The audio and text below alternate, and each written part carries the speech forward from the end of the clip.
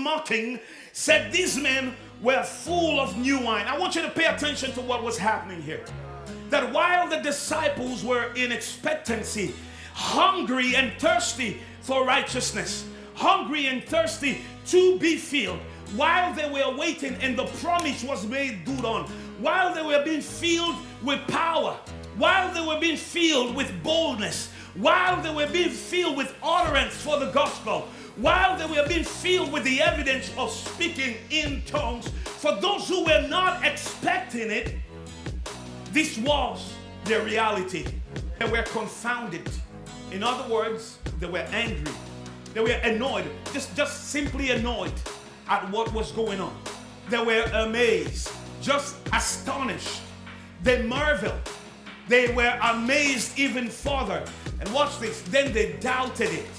They didn't just doubt it, then they started mocking it. Hear me, that has been the response every time that the Spirit of God has been poured out. While the believers are being filled, are being moved by the power of the Holy Spirit, the world turns around and are annoyed. Why are they praying like this? Why are they speaking in tongues? And some will stand in amazement like, there's something different about this. And some will end up just doubting it. They're not real, they're just faking it. And others will mock it. That's the pattern that has been the same thing throughout ages.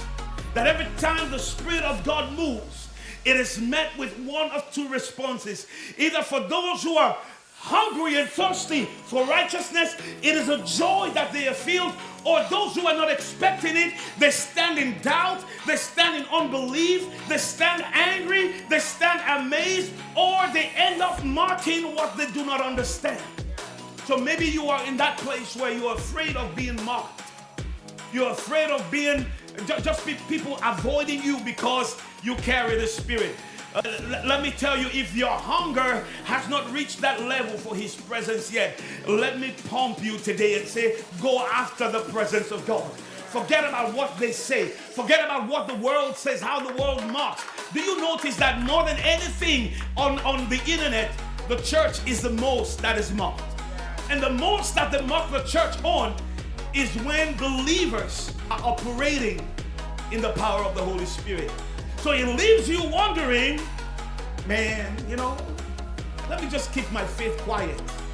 I don't want to be mocked. Let me tell you, there's nothing that's normal about the move of the Spirit of God.